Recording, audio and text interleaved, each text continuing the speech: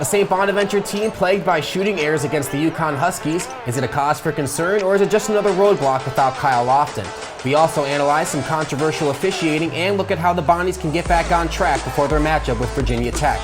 Plus, a red-hot women's team continues to prove the critics wrong. We look at their impressive comeback win over Marshall and more. BBN starts now.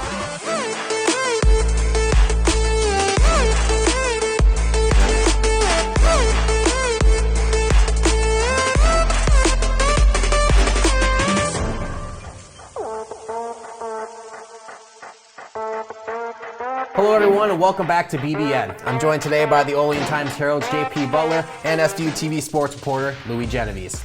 Saturday, the Bonnies met the 15th ranked UConn Huskies for a neutral site matchup in Newark, New Jersey. UConn jumped out to an early lead and their star guard RJ Cole led the charge. Yeah, he's a good player. I thought he really exemplified UConn's toughness and poise. He had that big and one down the stretch to help keep UConn in front. It's funny, you hold them to 5 of 15, 1 of 7 from threes. You think you have a chance. Unfortunately, it just wasn't enough for Bonn in this one. Looking to continue his hot streak, Jalen Attaway hits this three-point jumper, putting the Bonnies up 2, but the Bonnies wouldn't stay ahead for long. Late in the first half, Cook gets this open corner 3 and extends the Husky lead. Yeah, and I think that's one of the main problems the Bonnies had throughout this entire game. They were, even though Cook isn't even adjusted to making three-pointers, but I mean, leaving guys like him open, allowing them to get the threes is definitely a huge struggle, and that really killed the Bonnies throughout this entire game. Jaren Holmes kept the Bonnies close, getting to the rim for this layup and pulling the brown and white within 1 at halftime. It wasn't a great first half, but you look at it, you play without Oshun for almost the entire period. You shoot only 31% and commit 8 turnovers, and you're still only down 1 at the half. The second half started with Holmes continuing to search for his shot, taking back the lead with this three-pointer. Yeah, and Jaren Holmes has definitely stepped up in the role they expected him after Kyle Lofton got hurt. He's already been having a really good season, averaging 17.4 points per game and 7.1 rebounds. Him being able to step into the spot with Lofton out is really helping the Bonnies throughout this stretch. I think it's also really helping his draft stock. Continuing the strong second half start, Oshun punishes the rim with this dunk. The lead quickly went away though as Tyler Polley's 3 with just under 13 minutes to play gives UConn the lead for good. Later on, this Jordan Hawkins bucket capped an 18-2 run for UConn. Yeah, that was a decisive play, right? Bonner has a lead, give up that the 13 quick points to get down. And against a team of this size and athleticism, UConn has men, mature players that help just make sure that lead stayed there in the end. The Bonnies would not go away though. Oshun gets this layup to bring the Bonnies within 5, but the Huskies could not be denied. Another Tyler Polley 3 seals the game, 74-64 UConn. Yeah, and although this wasn't the outcome the Bonnies were expecting for, UConn being short of guys such as Adam Sanago and Tyree Martin, 2 very great players for the UConn Huskies, the Bonnies were still able to take advantage of this certain situation and really put up a strong fight against a very high-ranked team. Yeah, I mean, a pretty good overall effort against the number 15 team in the country, even if they were short-handed too. They did a lot of the things that Coach Schmidt wanted to see in this game. They out-rebounded a bigger team. They did a pretty good job defensively playing kind of how they were in Charleston. And to do that without your best player, there is something to be said for that. It's just not being able to make some of those little plays at the end. UConn had the 2 and 1s that helped keep the lead. They had that back-breaking three-pointer from Polley, and when it came time to kind of answer at the other end, they just didn't have enough of those plays to come all the way. Valiant effort to take it from down double digits in that environment to down to 5, I think twice, but then just didn't have those 1 or 2 more to fully be over the top. Yeah, and JP, out of all the Bonnies games we've seen so far this season, this one had the most questionable calls made by the officiating, including this Quadri Adams offensive foul on RJ Cole. Do you think that call should have happened? This was game more than any other, I think, was certainly impacted by the officiating. I don't want to necessarily say that St. Bonaventure was robbed. There were a couple of calls that really changed kind of the momentum. The Quadri Adams block charge being one of them, the 2 offensive fouls on Jaren Holmes, the 2 quick ones on Oshun that kept him out for the first half, all the way down to that NBA continuation on one of the late three-point plays for UConn. It's certainly, the most uneven, inconsistent officiating they've seen all year, and it had an impact. Now, part of what you could say is, some of the sloppy play that the Bonnies have, and we're going to show you this. This happened with about 4 minutes to go in that first half, and just take a look.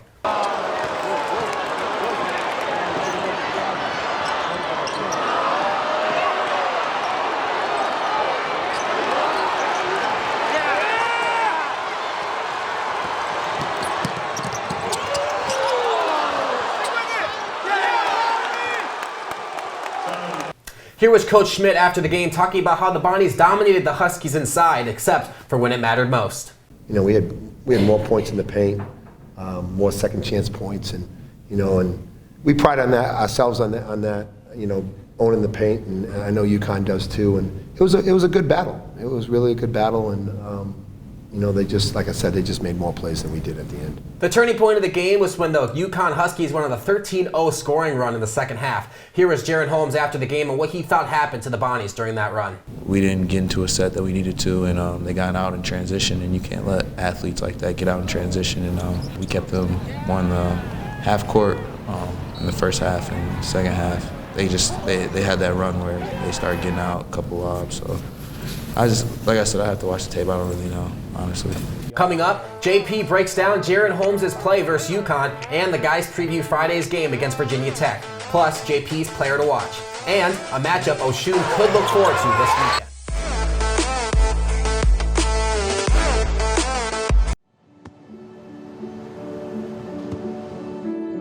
I don't remember how it started. Go to that. Our back and forth. It always came back. Dad! You probably don't remember what you told me. That was perfect. But I heard every word.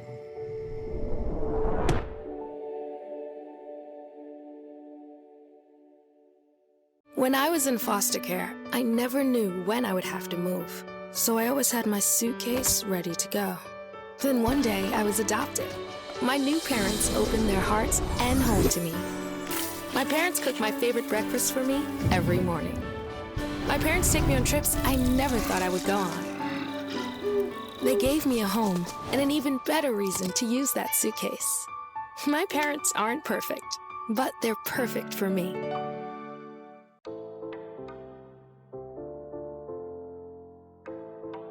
Welcome back to BBN. Now, the Bonnies, they've gotten fewer and fewer AP vote points in the last few weeks now. 37 last week, just 6 this week. And when we put on our story, thoughts about the most recent drop for the Bonnies, people came in with the replies, including the injured point guard Kyle Lofton. He just said it's some BS. He's just itching to get back onto the court. Yeah, more fuel to the collective fire for a team that we know always wants to have some form of a chip on its shoulder.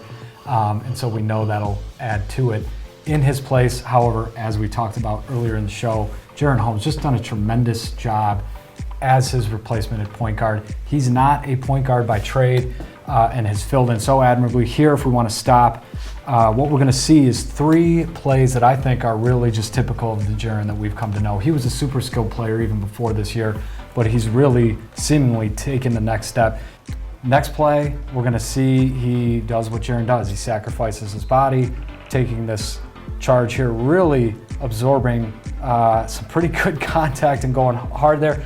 And what my mind immediately went to there was the quote that he gave in the locker room after the Loyola game, that he would do anything for this team. He's so proud to just even be here. Nobody else offered him a Division I scholarship. And so whatever needs to be done, and he said, if Coach Schmidt needs me to jump off a cliff, I would jump off a cliff for him, no questions asked.